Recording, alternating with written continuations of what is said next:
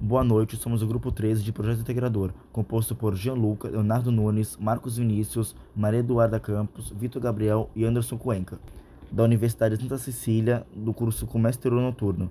Hoje vamos apresentar o nosso projeto, no qual gravamos um vídeo em formato de podcast, entrevistando um colaborador da empresa Unimar, uma empresa de agenciamento marítimo, no qual fizemos algumas perguntas para ele sobre a vida profissional, a vida pessoal e as perspectivas dele no comércio exterior. Espero que gostem. Oi, boa noite, gente. Estamos aqui hoje em entrevista com o Fabrício, da empresa Unimar. Oi, gente, muito prazer. Eu estou muito contente de estar aqui auxiliando vocês nesse projeto. Então, a primeira pergunta que nós temos é: como você descreveria o seu papel no campo de comércio exterior, Fabrício? Bom, Leonardo, eu trabalho na Unimar, que é um agente marítimo. E no meu caso, eu faço parte do setor de documentação e importação como atendimento ao cliente. O meu papel no campo do comércio exterior, para mim, eu acho que todos os campos, em qualquer parte, em qualquer empresa, são importantes. No meu caso, eu diria que é uma questão muito de relação entre o armador e o cliente, e eu tenho que estreitar essa ponte entre ambos os lados. Ah, muito bom. Próxima pergunta: quais são as principais responsabilidades do seu cargo? Tá, eu sou do atendimento ao cliente na parte de importação, igual eu disse antes. Então, assim, o que eu posso afirmar são as minhas responsabilidades como atendimento ao cliente na empresa que eu desempenho, porque tem locais que você literalmente só fica recebendo ligação e respondendo questionamentos do cliente. Então, além de tirar as dúvidas do cliente sobre alguns procedimentos da nossa empresa, a gente auxilia, por exemplo, em algumas situações como atualização da previsão de navios, retificações ou alterações no CE mercante, troca de originais, liberação do Ciscarga. A gente também muitas vezes tem que entrar em contato com os portos de origem, os exportadores, sobre essas tal retificações que alguns clientes pedem. Então, essas seriam as maiores responsabilidades do meu cargo. Mas ao mesmo tempo, a gente acaba entrando em contato com diversos setores, então muitas vezes a gente trata de dúvidas sobre outros setores para não precisarmos ficar passando tantos clientes e perdemos tanto tempo com isso. Próxima pergunta: como você mantém-se atualizado sobre as tendências e regulamentações do comércio internacional? Bom, eu acho que nesse meio a maior parte das tendências e regulamentações acabam chegando para a gente de forma muito natural. Porque não só pela minha função, mas naturalmente a gente mantém contato com outras pessoas da área, em outras empresas. Então, querendo ou não, a gente sempre toca no assunto do trabalho e a gente sempre comenta das coisas que estão acontecendo conosco. A gente também vê por notícias. Quem está inteirado no LinkedIn também recebe muita informação, porque tem muita gente que atualiza sobre essa área aqui no Brasil. Mas principalmente eu acredito que através do meu gerente, no meu caso, porque o meu gerente normalmente é muito inteirado dessas questões de tanto de legislação quanto de notícias, porque ele já está há muito tempo na área, então ele está sempre compartilhando novas informações conosco. Quais são os maiores desafios que você enfrenta no seu trabalho? O maior desafio no meu trabalho é atender o cliente. Não tem coisa pior no atendimento ao cliente do que o próprio cliente. Ah, isso pode ser meio estranho de falar? Completamente, mas ao mesmo tempo não. Porque o cliente em si é uma pessoa muito difícil de se lidar, porque ele quer tudo para ontem, ele quer tudo do jeito dele, porque ele tem as urgências dele, ele também tem os próprios clientes, as pessoas com as quais ele trabalha. Então, às vezes alguns chegam ao nível de grosseria ou extrema grosseria. Então, é mais difícil você lidar muitas vezes com um cliente interno aqui no Brasil do que lidar com qualquer pessoa fora do país. Então, não sei se faz parte das suas funções, mas você já esteve envolvido numa negociação internacional que deu certo? Bom, realmente isso não faz parte das minhas funções. Eu nunca presenciei ou estive envolvido em nada do tipo, mas eu teria muito interesse em ter uma oportunidade dessa qualquer dia. E quais são as habilidades essenciais para ter sucesso no comércio exterior? Bom, assim, eu acredito que algumas habilidades que você tenha que ter, ou pelo menos tentar desenvolver, seria você tentar ser o mais comunicativo possível, tentar ser claro no que você está propondo, no que você está falando, conhecimento, mas acredito também um pouco que isso vai muito da pessoa. Agora, como conhecimentos técnicos, acredito que idiomas, de preferência inglês e espanhol, com certeza, sem sombra de dúvidas, porque quando você entra na área você percebe o quanto isso faz diferença, tanto para você arrumar um emprego, quanto no seu dia a dia.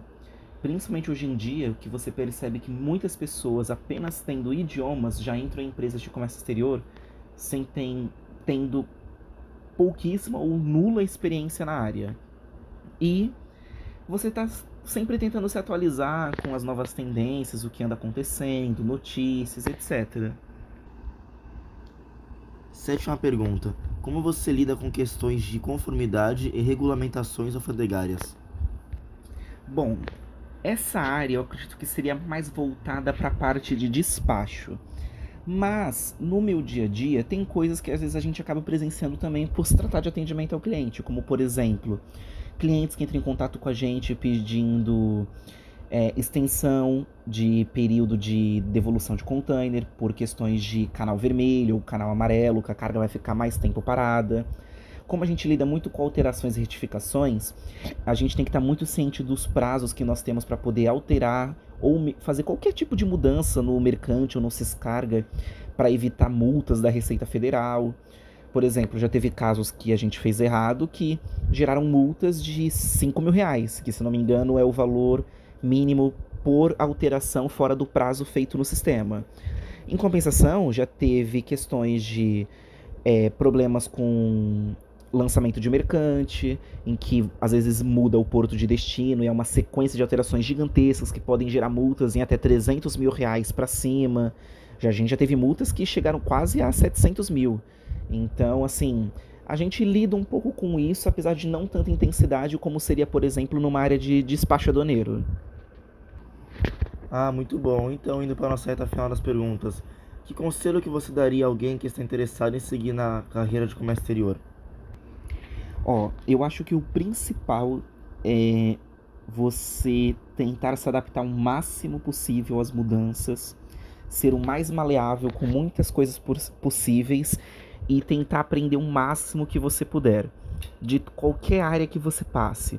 Seja uma área financeira, onde você vai pagar embarques para os armadores, onde você vai receber pagamento, numa área de atendimento ao cliente, que eu acho que é uma das áreas mais dinâmicas que tem, porque você lida com pessoas fora do país, pessoas dentro do país e pessoas dentro da sua própria empresa. Você, querendo ou não, tem contato com vários setores, você aprende um pouquinho de cada. Lógico que não com a intensidade de quem trabalha lá, mas você começa a pegar um pouco o fluxo de dentro da sua empresa. Interpretar tudo da melhor forma possível para se desenvolver e, com o tempo, você ir desbravando, você ir para outras empresas, experimentar novas áreas. Por exemplo, eu iniciei, digamos assim, minha carreira em um agente de cargas, depois fui para a área de despacho, não necessariamente fazendo o despacho em si, né, lógico, e depois fui para um agente marítimo que representa armadores. Acredito que talvez, no futuro, possa ser que eu consiga entrar em um armador propriamente. Mas isso é questão de eu também correr atrás de me desenvolver profissionalmente. E como as tecnologias emergentes estão impactando o campo do comércio exterior? Eu não estou muito por dentro das mais recentes tecnologias, né, que estão surgindo. Uma que está chegando aí no nosso trabalho, através de alguns armadores, é o BL Digital, que a gente está começando a ter alguns cursos, a entender um pouco mais sobre a situação, porque alguns dos armadores que a gente representa provavelmente vão começar a entrar vão começar a utilizar esse serviço. Eu diria que é muito interessante, primeiro que além de você poupar o gasto com materiais como papel, tinta, perder tempo com impressões, etc., isso é muito válido, isso é muito bom se a gente pensar na questão também até ambiental, porém eu não saberia dizer como isso se aplicaria no Brasil. Quais seriam os riscos aqui, digamos assim, já que as nossas legislações são muito voláteis em relação ao armador, que acaba sendo uma empresa estrangeira e não tem tanta favorabilidade dentro do país, e o cliente nacional, seja ele exportador ou importador. Mas grande parte das tecnologias eu vejo que serão muito benéficas e não é uma área em que a tecnologia vai impactar de forma que vai gerar muito desemprego. Seguindo para a nossa última pergunta, finalizando nossa entrevista, quais são as tendências futuras que você vê influenciando o comércio internacional? O que eu ando presenciando principalmente no meu trabalho é a chegada de novos armadores ao Brasil, o que acaba dinamizando muito mais o comércio e a competitividade entre os armadores. Claro, querendo ou não, a Maersk e a MSC ainda são os maiores no mundo, mas você cria uma grande, acaba surgindo muito maior uma concorrência no mercado. E com certeza tem muito mais armadores desses mais populares que a gente não conhece e que ainda movimenta uma grande quantidade. Mas eu acredito que o que mais vai influenciar é a expansão dos armadores para as outras áreas que não sejam somente o transporte de cargas.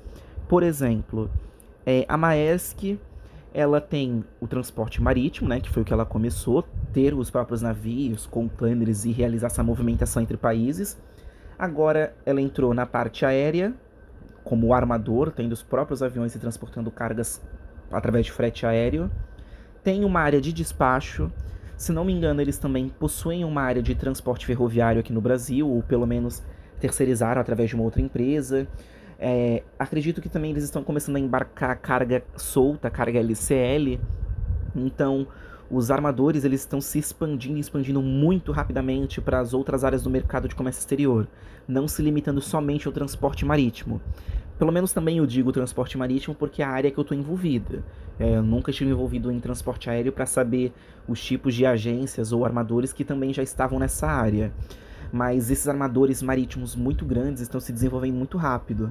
Então acredito que, principalmente pela popularidade deles, por mais que às vezes o serviço não seja dos melhores, eles estão conquistando um espaço muito grande em diversos setores da área. Finalizamos nossa entrevista. Muito obrigado, Fabrício, por ter cedido um pouco do seu tempo e ter ajudado a gente nesse projeto. Até a próxima. O prazer foi meu.